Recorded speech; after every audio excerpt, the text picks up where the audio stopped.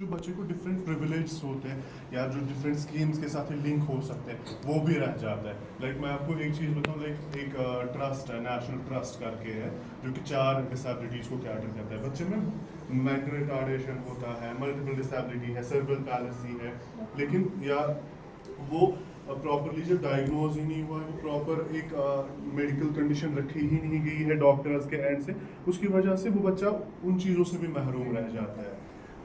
तो इसमें आगे चल के बच्चे को बहुत सारे इश्यूज हो जाते हैं। या हम लोग कुछ ऐसी disabilities like specific learning disability है, तो वहाँ पे भी डायरेक्टली डॉक्टर्स देख देते हैं कि ये मेंटल रिटार्डेड है या मेंटल terms, 4 or 5, 6 terms जो डॉक्टर्स यूज करते हैं। आउट ऑफ 22 डिसेबिलिटीज है ना एक्ट में, 21 out of 21 disabilities they are using 3 or 4, 5 terminology, जो जैसे मेंटल रिटार्डेशन है, मेंटल इलनेस है, फिजिकल डिसेबिलिटी है, लोकोमोटर डिसेबिलिटी है। बात समझ में आई?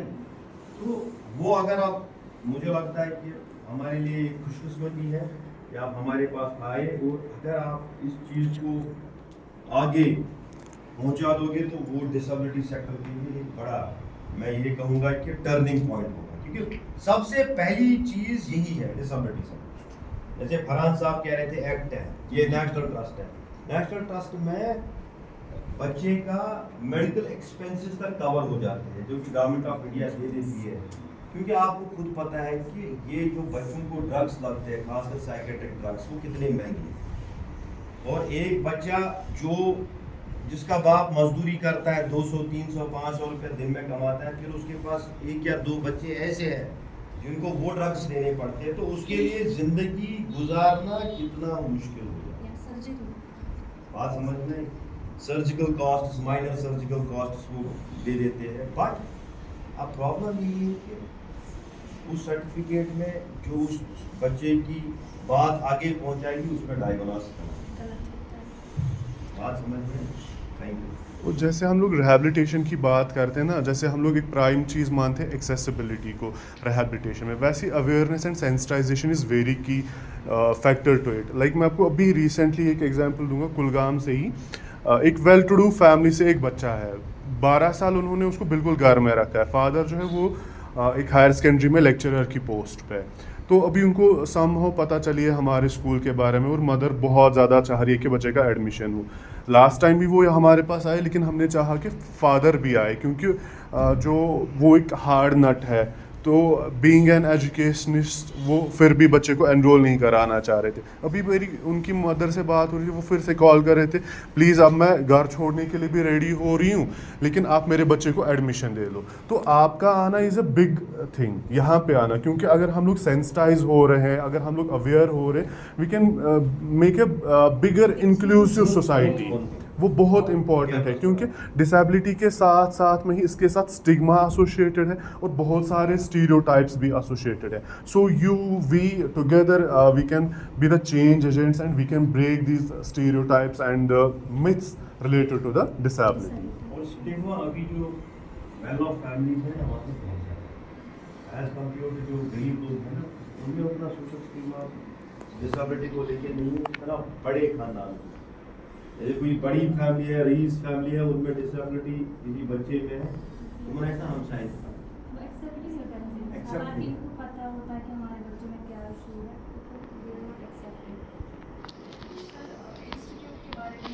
तो जावेद साहब, आपको मैं इसको रिक्वेस्ट करूँगा, ये आपको बता देंगे ज़ेबा आपा के बारे में, ह्यूमैनिटी के बारे में। जावेद साहब ने किस तरह ये ऑर्गेनाइजेशन शुरू की, फिर हमने किस तरह स्कूल खड़ा किया, कब किया, कैसे किया, ये सब जावेद साहब का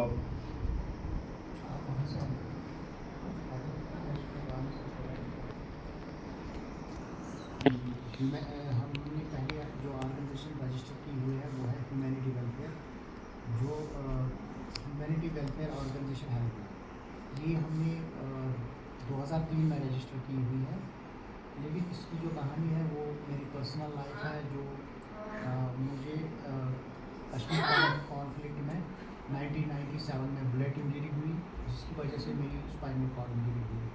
और स्पाइनल कॉर्ड इंजरी होने के साथ साथ मेरा जो हिप जॉइंट दोनों थी वो डिस्लोकेट उसी टाइम हुई जिस टाइम में गोली लगने के बाद गिर गया। एक्चुअली मेरा जो ब्रदर था क्लासमेट था वो पॉलिटिशियन था, उसको किडनैप करने के लिए कुछ लोग आए, उन्होंने गोलियाँ चलाई, जो मेरे कमर में एक गोली लगी, उसकी वजह से मेरी नेफ्रेक्टोमी, स्प्लीनेक्टोमी, लिवर टेयर, इंटेस्टाइनल टेयर हुआ। और जो डॉक्टरों ने मुझे उस टाइम SMHS में सर्जरी की और सर्जिकल इंटरवेंशन में उन्हें थोड़ा सुबह की, वो सुबह बात कर रहे थे कि ये बंदा सर्वाइव नहीं करेगा क्योंकि ऑलमोस्ट वाइटल आर्गन सभी टच हुए हैं। और सबसे बड़ी परेशानी है कि ये 2-3 दिन के बाद मेरा पाँव जल गया वाटर बॉटल से और उनको पता चला कि सेंसेशन लॉस भी है। तो उसके बाद स्पाइनल फिक्सेशन हुई, वो बोनेट्राइट हॉस्पिटल में हुई। और उसके बाद 1 साल में हॉस्पिटल में रहा क्योंकि बहुत सारी इंजरीज, ग्रेशियस इंजरीज थी। तो मेरी माँ नहीं चाहती थी कि मैं इस कंडीशन में घर आ जाऊँ, जिसकी वजह से मुझे लगभग 1 साल कंप्लीट में बोन एंड जॉइंट SMHS वहाँ पे एडमिट रहा। तो सर्जिकल इंटरवेंशन होने के बाद उनको डॉक्टर्स को लगता था कि ये सर्वाइव ज़्यादा नहीं कर पाएगा और उन्होंने डिक्लेयर भी किया था कि बंदा 2-3 महीने तक कर सकता है सर्वाइव, क्योंकि उम्र छोटी है, मैं तब 20-21 साल का था। तो मे भी कुछ हद तक ये सर्वाइव कर सकता है, लेकिन उसके बाद मर जाएगा। तो मुझे घर लिया गया। तो उसके बाद मैं लगभग 1 साल बहुत मतलब जिसको बोलते हैं कि हार्ड कंडीशन में था, पैनिक सिचुएशन थी। जो ये न्यूरोलॉजिकल जो कंडीशन थी वो सबसे ज़्यादा मुझे चुभती थी, क्योंकि इसमें आपको पता है कि जब स्पाइनल कॉर्ड में इंजरी होती है तो फिर फॉल्स सेंसेशंस आते हैं, स्पाज़म्स आते हैं, तो उससे मेरी कंडीशन बहुत ख़राब थी। और उसके बाद थोड़ा प्रेशर सोर्स भी हुए, लगभग 20 प्रेशर सोर्स मेरे पूरे टाउन पे थे, उनका मैनेजमेंट बाकी चीज़। तो फाइनली डॉक्टर को मैंने चिट्ठी लिखी कि क्या मैं सर्वाइव कर पाऊँगा या फिर, तो उन्होंने लिखा कि स्पाइनल कॉर्ड इंजरी में अगर एक भी स्क्रैच हो तो 10-12 साल लग जाते हैं। तो you have 40% spinal cord injury, तो उसमें चांस ही नहीं है कि आप उठ सकोगे। हाँ, रिसर्च चल रहा है, मे भी कुछ हो जाए। तो एक लाइन उससे लिखी थी कि you should do some table work, तो आप अपनी एक चेयर टेबल पर बैठ के कुछ करो। तो मैंने मतलब मैं भी बहुत दुखी हुआ, लगभग 1-2 दिन में काफ़ी परेशानी में रहा। फिर मैंने ये सोचा कि जिस तरीके से अल्लाह ने हमें भेजा है उस तरीके से वो आगे ले जाएगा, मुझे परेशान होने की कोई ज़रूरत नहीं। अल्लाह ने ही कुछ हिम्मत दी। तो 1-2 साल में घर पे होता था। पहले तो बहुत सारे लोग आते थे, खबर के लिए आते थे। फिर ये चीज़ भी फेड हुई, तो लास्ट में मेरी माँ, मेरी बहन, मेरे भाई जो थे, मतलब मेरी फैमिली में जितने भी थे वही मेरे पास रहते थे। तो दिन में तो सिर्फ माँ होती थी। तो एक दिन मैंने उससे बोला कि मैं अब मुझे लगता है कि टाइम उसका लग जाएगा, क्या पता है कुछ हो जाएगा, क्या हो जाएगा, तो मैं कुछ करना चाहता हूँ। तो मैंने अपने इर्द गिर्द कुछ बच्चों को फ्री ट्यूशन देना स्टार्ट किया घर पे। तो चूँकि स्पाइनल कॉर्ड इंजरी में बाउल ब्लैडर इनकॉन्टिनेंस बाकी चीज़ें होती है, तो बहुत परेशानी होती है मुझे। मतलब इवन कभी कभी मैं 1 महीने तक भी नहीं नहाता था। कभी कभी मेरी ज़िंदगी में मतलब वॉशरूम जाने में बहुत मुश्किल था, उठने में मुश्किलात थी। तो लेकिन फैमिली ने मुझे बहुत सपोर्ट दिया, मेरे भाई ने, मेरा अंकल मेरे साथ था, उसने भी बहुत मुझे मतलब नर्सिंग केयर किया। तो फाइनली मैं भी जब एंगेज रहा तो मुझे अपनी डिसेबिलिटी, अपनी कंडीशन थोड़ा दिमाग से निकल गई। और फाइनली 4-5 साल तक मैंने यही फ्री ट्यूशन किए, जिससे मुझे थोड़ा सा दिमाग में आया कि मैं कुछ बच्चों को उन बच्चों के लिए काम करूँ, क्योंकि मैंने अब डिसेबिलिटी को देखा था, डिसेबिलिटी समझ आ चुकी थी। मैंने सोचा कि ये डिसेबल बच्चे नहीं आते हैं ट्यूशन्स के लिए, क्या वो पढ़ते नहीं है क्या। तो जिन्होंने मेरे पास 4-5 साल पढ़ा था वो भी अब बड़े हो चुके थे, कोई 8th में तब था, अब वो कॉलेज जाता था। तो मैंने उनको एक दिन बताया कि हम देखेंगे कि डिसेबल बच्चे कहाँ होते हैं। हमने 5-6 गाँव में थोड़ा सा एक सर्वे किया, हमें बहुत सारे बच्चे दिखे। एक बच्चे हमने देखे कि रस्सियों में बांधे हुए थे। तब साइकेट्री का बहुत कम रुझान था, साइकेट्री के डॉक्टर्स नहीं होते थे। तो उसके बाद हमने देखा कि स्कूल में क्या रुझान है। तो स्कूल में इनकी सीधे रिजेक्शन होती थी कि हम इनको क्या करेंगे। एवं ब्लाइंड, जिनको मेंटल डिसेबिलिटीज़ नहीं थी, फिजिकली वो डिसेबल थे, तो उनको भी वो रिजेक्ट करते थे, हमारे पास कोई ट्रेनिंग नहीं है वालों की। और डेफ एंड म्यूट के लिए वो ये बोलते थे कि आपके लिए हम कुछ कम्युनिकेट नहीं कर पाते हैं, तो हम क्या कर सकते हैं। तो फाइनली हमने यही किया कि हम एक थोड़ा सा छोटा सेंटर खोलेंगे जहाँ पे हम इन बच्चों को तालीम देंगे या देखेंगे कि हम इनके साथ क्या इंटरवेंशन कर सकते हैं। छोटा छोटा 2-4 बच्चे, 5 बच्चे, 6 बच्चे आते थे, एक ज़्यादा आता था। तो लेकिन जितने लोगों को भी ये पता चला कि डिसेबल बच्चों को पढ़ाते हैं, तो लोग आने लगे। तो पहले 5-6 साल हमने 40 बच्चों के साथ इंटरवेंशन किया। कुछ को हम घरों पे जाते थे, होम बेस्ड इंटरवेंशन देते थे, कुछ को हम तो स्कूल सेंटर में ही लाते थे।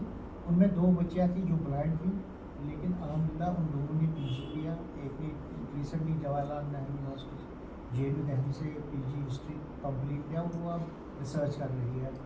और दूसरी कल्चरल एकेडमी में जॉब कर रही है। बाकी जितने भी डेफ बच्चे आए इन सालों तक, तो कम से कम वो भी higher secondary level, college level तक पहुँच गए हैं। और मतलब हमारा रिटेंशन रेट बहुत अच्छा रहा, ड्रॉप आउट रेट भी बहुत है। जिसमें अगर हमने 1000 बच्चों के साथ इंटरवेंशन किया, 200-300 बच्चे ऐसे थे जिनको फैमिली सपोर्ट बिल्कुल भी नहीं था। तो उन्होंने फिर यही बोला कि अब ये बच्चे बड़े हो गए, हमारी लड़की है, इसको परेशानी है, हम कैसे इसको यहाँ छोड़ेंगे, क्या करेंगे। तो जिससे इनका थोड़ा सा रिटेंशन रेट कम हुआ। लेकिन ओवरऑल सिचुएशन में हम ये कह सकते हैं कि जब हम पहले 30 या 40 बच्चों के साथ इंटरवेंशन करा, आज हमारा इंटरवेंशन 300 बच्चों के साथ है। तो यकीनन मतलब थ्रू सोशल मीडिया अवेयरनेस बहुत ज़्यादा बढ़ गई, लोगों को पता चला कि ये चीज़ क्या है। लेकिन जो हमने पहले सालों में काम किया वो था एडवोकेसी, जहाँ पे मतलब जो डिसेबिलिटी सेक्टर में रिजर्वेशन होती है, एक्सेसिबिलिटी नहीं थी, या बहुत सारे लोगों को नौकरियाँ मिलती थी कैटेगरी में, उनको रिजेक्ट किया जाता था। तो हमने उसके लिए हाई कोर्ट में किया है, इसकी RTI आया, फिर RTI के ज़रिए हमने बहुत सारे RTIs किए, जिनसे हमें बहुत सारा डिसेबिलिटी सेक्टर को हमने थोड़ा सा एक्टिवेट किया है। इस वक्त लगभग हर डिस्ट्रिक्ट में एक ग्रुप है जहाँ पे डिसेबिलिटी के रिलेटेड बात होती है, पता चलता है लोगों को। मतलब वो इनिशिएटिव लगभग हमारे इंटरवेंशन के बाद है।